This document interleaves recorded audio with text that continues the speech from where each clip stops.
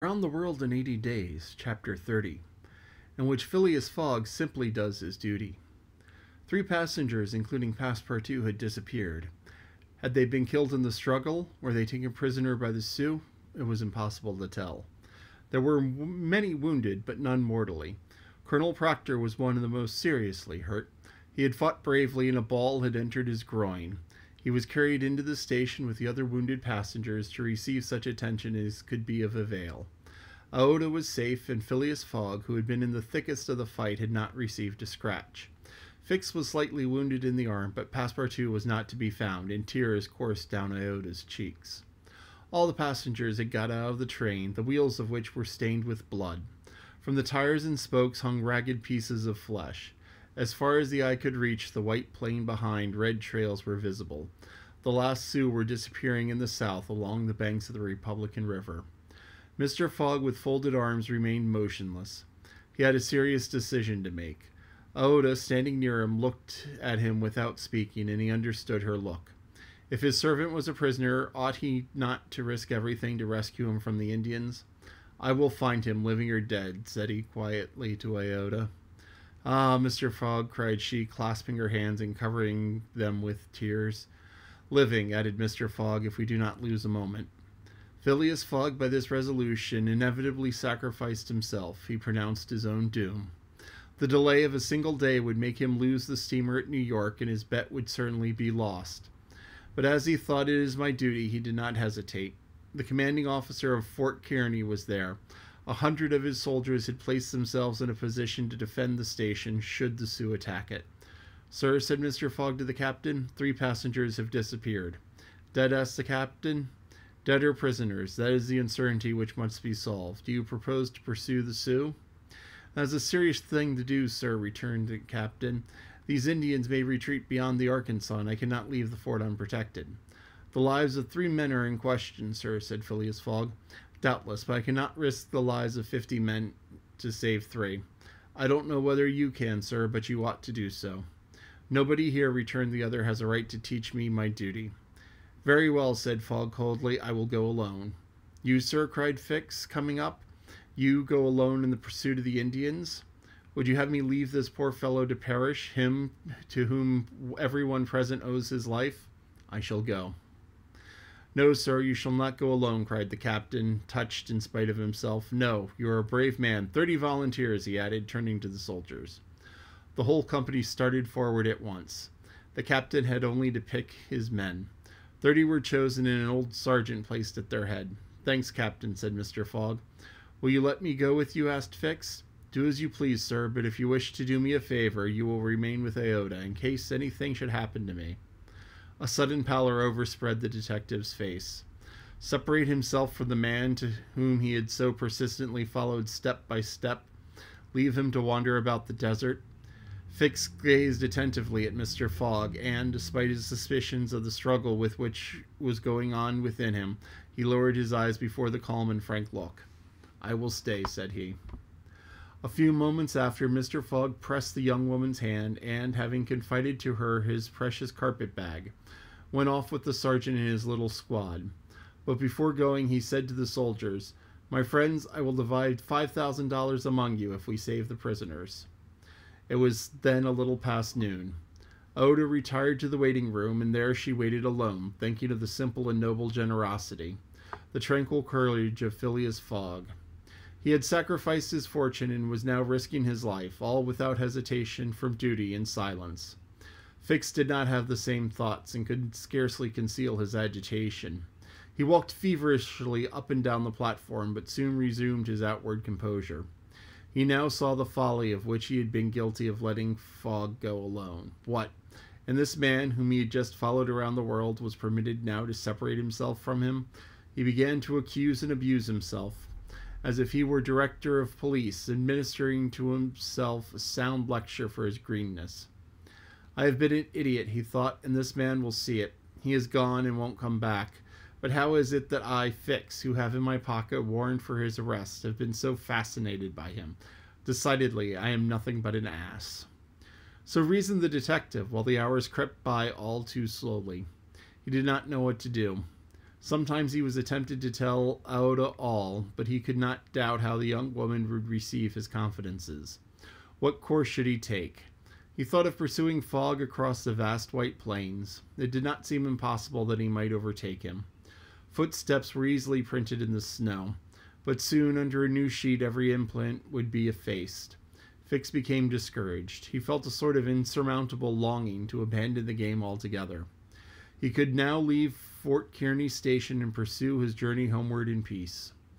Toward 2 o'clock in the afternoon, which was snowing hard, long whistles were heard approaching from the east. A great shadow, preceded by a wild light, slowly advanced, appearing still larger through the mist, which gave it a fantastic aspect. No train was expected from the east, neither had there been time for the succor asked for by telegraph to arrive. The train from Omaha to San Francisco was not due till the next day. The mystery was soon explained. The locomotive, which was still slowly approaching with deafening whistles, which was that, having been detached from the train, had continued its route with such terrific rapidity, carrying off the unconscious engineer and stoker. It had run several miles when, the fire becoming low for want of fuel, the steam slackened, and it had finally stopped an hour after, some 20 miles beyond Fort Kearny. Neither the engineer nor the stoker was dead, and after remaining for some time in their swoon, had come to themselves. The train had stopped. The engineer, when he found himself in the desert and the locomotive without cars, understood what had happened. He could not imagine how the locomotive had become separated from the train, but he did not doubt that the train left behind was in distress.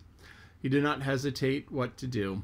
It would be prudent to continue on to Omaha, for it would be dangerous to return to the train, which the Indians might still be engaged in pillaging.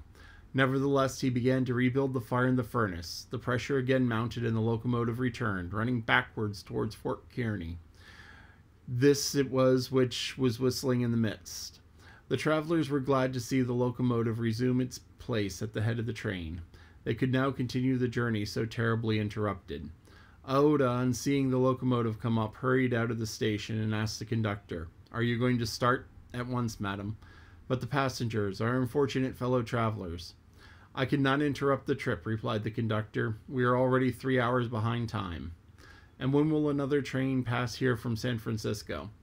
"Tomorrow evening, madam." "Tomorrow evening? But by then it will be too late. We must wait." "It is impossible," responded the conductor. "If you wish to go, please get in." "I will not go," said Aouda. Fix had heard this conversation. A little while before, when there was no prospect of proceeding on the journey, he made up his mind to leave Fort Kearny. But now that the train was here, ready to start, he had only to take his seat on the car. An irresistible influence held him back. The station platform burned his feet, and he could not stir. The conflict in his mind began again. Anger and failure stifled him. He wished to struggle on to the end. Meanwhile, the passengers and some of the wounded, among them Colonel Proctor, whose injuries were serious, had taken their places on the train. The buzzing of the overheated boiler was heard, and the steam was escaping from the valves. The engineer whistled, and the train started and soon disappeared, mingling its white smoke with the eddies of densely falling snow. The detective had remained behind. Several hours passed. The weather was dismal, and it was very cold. Fix sat motionless on a bench in the station. He might have been thought asleep. Aouda, despite the storm, kept coming out of the waiting room, going to the end of the platform and peering through the tempest of the snow, as if to pierce the mist which narrowed the horizons around her, and to hear, if possible, some welcome sound. She heard and saw nothing. Then she would return, chilled too, issue out again after the lapse of a few moments, but always in vain. Evening came, and the little band had not returned. Where could they be? Had they found the Indians and were having a conflict with them, or were they still wandering amid the mist?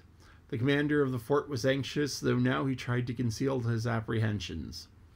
As night approached, the snow fell less plentifully, but it became intensely cold. Absolute silence rested on the plains. Neither flight of bird nor passing of beast troubled the perfect calm. Throughout the night, Aouda, full of sad forebodings, her heart stifled with anguish, wandered about on the verge of the plains. Her imagination carried her far off and showed her innumerable dangers. What she suffered through the long hours would be impossible to describe. Fix remained stationary in the same place, but did not sleep. Once a man approached and spoke to him, and the detective merely replied by shaking his head. Thus the night passed. At dawn, the half-extinguished disk of the sun rose above the misty horizon, but it was now possible to recognize objects 2 miles off. Phileas Fogg and the squad had gone southward, and in the south all was still vacancy. It was then 7 o'clock. The captain, who was really alarmed, did not know what course to take. Should he send another detachment to rescue the first? Should he sacrifice more men with so few chances of saving those already sacrificed? His hesitation did not last long, however. Calling one of his lieutenants, he was on the point of ordering reconnaissance when gunshots were heard. Was it a signal? The soldiers rushed out of the fort, and half a mile off they perceived a little band returning in good order. Mr. Fogg was marching at their head, and just behind him were Passepartout and the 2 other travelers rescued from the Sioux. They had met and fought the Indians 10 miles south of Fort Kearny. Shortly before the detachment had arrived, Passepartout and his companions had begun to struggle with their captors, 3 of whom the Frenchman had felled with his fists, when his masters and the soldiers hastened to their relief. All were welcomed with joyful cries. Phileas Fogg distributed the reward he had promised to the soldiers, while Passepartout, not without reason, muttered to himself, "It must certainly be confessed that I cost my master dear." Fix, without saying a word, looked at Mr. Fogg, and it would have been difficult to analyze the thoughts which struggled within him. As for Oda, she took her protector's hand and pressed it in her own, too much moved to speak. Meanwhile, Passepartout was looking about for the train. He thought he should find it here, ready to start for Omaha, and he had hoped that the time lost might be regained. The train, cried he. Gone, replied Fix. And when does the next train pass here? Said Phileas Fogg. Not till this evening. Ah, returned the impassible gentleman quietly. This is the end of chapter 30. So, 10 miles south, which, walking at a good pace, is 2.5 hours. 2.5 hours out, 2.5 hours back. That's 20 miles, 5 hours. And the thing is that an army is typically considered to march about 20 miles in a day. That's the rule of thumb. So they all must be tired because they've been up and walking all night. And they rescued Passepartout, who once again made good use of his efforts. And he noticed that it cost Phileas Fogg quite a bit. And it actually may cost him more in the delay because, he lost a day. And this was a day he couldn't afford to lose because the steamer is his last scheduled leg from New York to London. And there's no way you can make up much time once you get into the port of London, because it's like you're at the port, you walk half a mile and you're at the station. You can't make up a day there. The steamer runs on a schedule. You can make up some time maybe, but how much room is there across the Atlantic? And these ships are running pretty much as fast as they can because there's good money to be made running back and forth across the Atlantic. So how much time can Fogg really make up? This was his last chance. So here he is. He's going to be a day behind, a day late. But he's a really loyal person, and it's important to be loyal. He could have continued on the train. He could have stayed and said, Passepartout saved us, but there's nothing I can do to save him. And here he is. He risked his life. He risked his race to go save someone that he met 60, 70 days ago, because here they are, they're coming down to the end. He's known him less than 3 months at this point, but he's the closest companion that he has. So we'll see what happens. We'll see looks lost at this point. But you still have Aota, you still have Fix, you still have Passepartout, and the four of them are going to continue on tomorrow's train, and we'll see how that goes.